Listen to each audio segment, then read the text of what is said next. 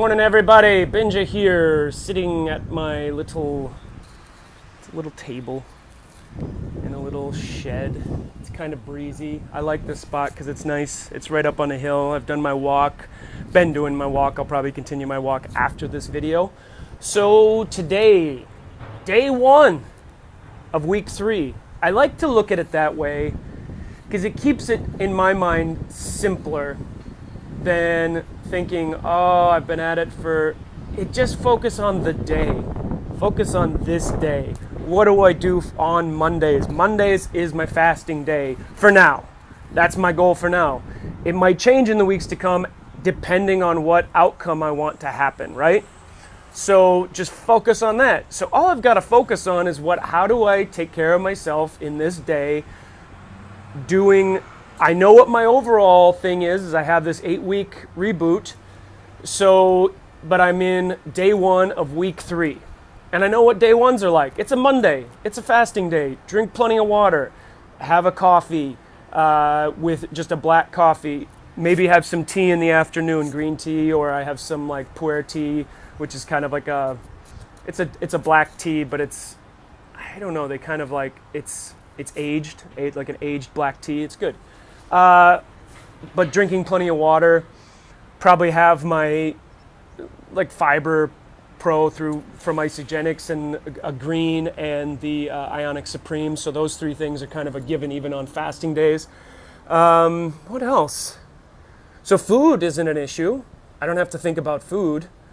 So then I can do the things I want to do, like talk to you guys and think about concepts and think about the philosophy and what I'm moving towards. And today I wanted to talk to you a little bit about this idea of being the cause, not the effect. And what is that? I guess how I interpret that is being the cause, not the effect. If you focus on the things that happen to you and what people do to you, you're going to be stuck in this either being resentful of the past, worrying that people are going to do these things in the future, and you're just going to miss out on what's happening right now. Whereas if you think, what can I do to be a cause in the day? How can I maybe bring something to the table for someone else without expecting anything to come back? Without expecting you and honestly think about that. If I do this thing for this person or this group or whatever, and they do nothing back, am I going to feel hurt? Am I going to feel, oh, they should have done something? If you answer that question, and if when you do the thing and somebody doesn't give you the thank you, doesn't give you the thing, and you feel a twinge from that, that's that twinge of you're expecting a reciprocation. And if you're expecting that reciprocation, now you're going to be affected by the other person's thing. Even if you feel like, well, they should. We live in a day and an age where somebody should say thank you or somebody should reciprocate with this thing. Should never got, should is the past. Should have done that. Well, he could do this. Well, look at it. So now you're worrying about this thing. Well, they could have done that. So now you're upset about the past, then fearing that, well, if I do this thing and no one says anything or does anything, now you're afraid of the future. And again, you're not here. You're not just working on the thing, how can I cause things in the now? Either taking care of myself by eating, if you're feeling like you can't be your best because of maybe how your diet or your wellness, and those things affect you. Trust me, I know I talked about it in the video before. The body talks to the mind talks to the body all at the same time. So if you're not feeling good physically, it's going to affect how you feel mentally. Even if you will it, you're like, oh, I want to feel good about stuff today. I will feel good. Why? Why will you feel good? What has changed? What has changed? I don't know. Today, I guess maybe I'm a little bit fired up. I'm in my usual spot, which I know for me, I like the last week I did adventure out, but coming back to something that I am familiar with helps me, because when I go to new places, I'm taking stuff. We're taking so much stuff in. One time when I went to New York City, one of the first times I went to New York City, I had a day. I spent 3.5 hours. I got a meal at a place that I had kind of researched, and ate a meal there, and then I walked outside and stood for 3.5 hours without moving, just taking in New York City on that one street corner of New York City was enough stimulation for me, just to the people watching, just the sounds, and there was so much to look at just in this one small area.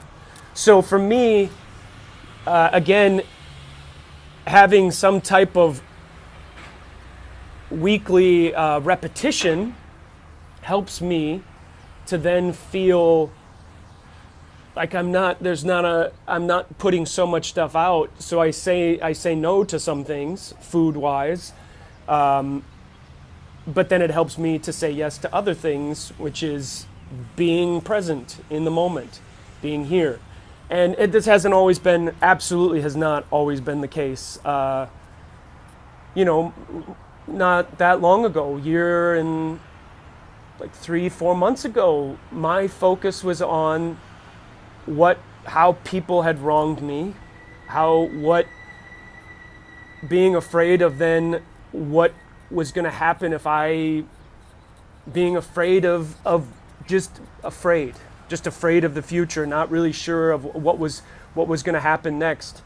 And it was a tough time living just traveling around, having no real sense of direction for one of the first times in my life. Traveling around, living in my van, feeling that what I deserved was to live in my van in truck stops. That is what I deserved in life. That is what and you see a lot of stuff doing that. You see a lot of the fringes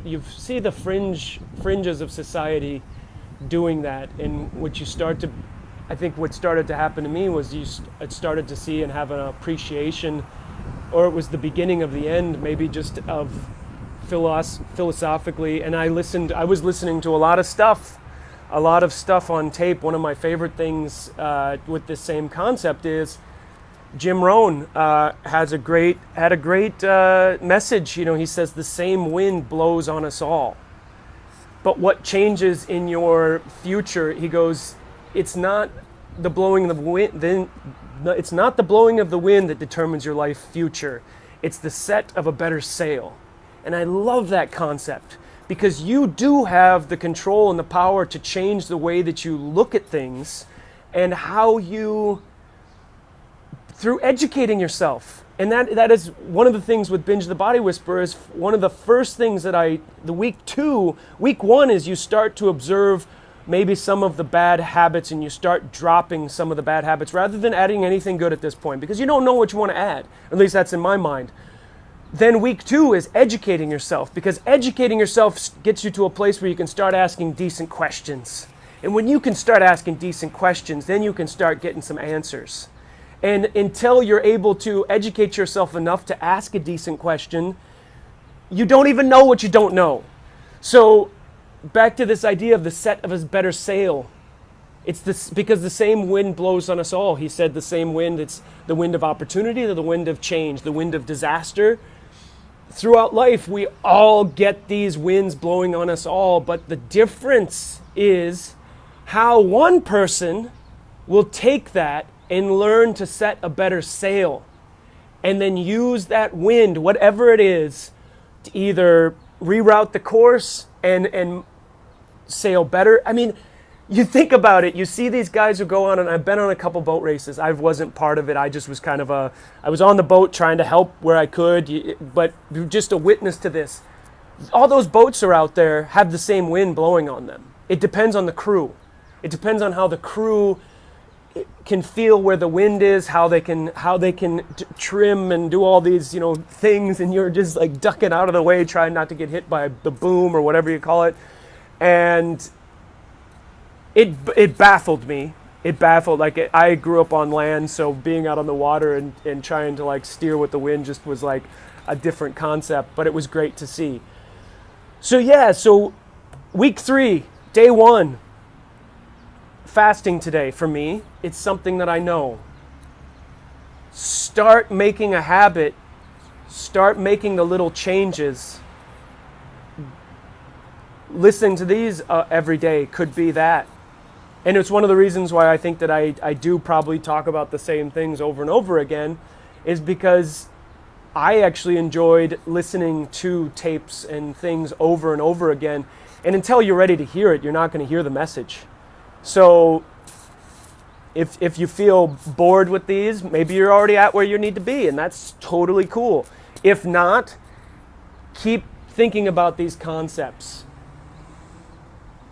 Let them kind of, I pretty much drove my van all around just listening to these things, listening to different people who have done something, maybe made a change in their life, and like dropping that anger. I know that a lot of people I've told that to are kind of surprised. There's a few people that I would let in. I'm also a pretty private individual. So, and one of the things, I'm an actor. So in short bursts, I can put on the, that's what I think when I was fascinated by acting, it's been from a young age, is putting on that kind of, that facade, that cover, and most people would never know that I, just underneath the surface. But when people knew it or saw it, they, that anger was just under the surface, just ready to come out. And it's amazing when I think about it sometimes as being like a heavy backpack. I used to have a heavy backpack on that I would wear around, and it was an irritation. It was hot, it was heavy, it was hurting. It made me irritable with others. But the cool thing about a backpack is you can just take it off. But that concept didn't dawn on me until after going through and really starting to look at some of these things. So I think I'm going to leave it at that. It's an easy day. It's fasting day. So there's nothing to talk about with diet. Physically, I'll probably go and do some, because I've had some pretty good carbs over the weekend, I'm feeling pretty good. So I'll probably do some like jumping rope, or maybe do some track work or something. I can talk about that later today, what I decided to do my movements. My back is feeling a lot better. Again, it's mental. It's mental. Get some change your philosophy. Change the philosophy, that idea of the mind and the body, the way you look at things, but then there's something that's kind of in between the two. And I think that's the philosophy. So you have the mind, the body, and then there's this area that kind of can feed down to the one and then feed down to the other. And it bridges, because these are communicating back and forth to each other. But if you can figure out to make that kind of that philosophy in the middle, changing that, whatever that is for you, if it's spiritual, if it's just different self-talk, practicing it. But the funny thing is getting the mind and the body in a better place can also feed into that philosophy. It can grow. They feed into it. It's like a closed loop system. So take care. Hope you guys are well. It's Binge of the Body Whisperer. Keep moving, people. And if you're finding something out about these, if these are helping, great. If you want to punch me in the face with the way that I tell these little stories and stuff and bounce around, great. But if you find anything from this and you know somebody in your life who might be struggling with some of these concepts, feel free to add them to the We Equal Energy page, and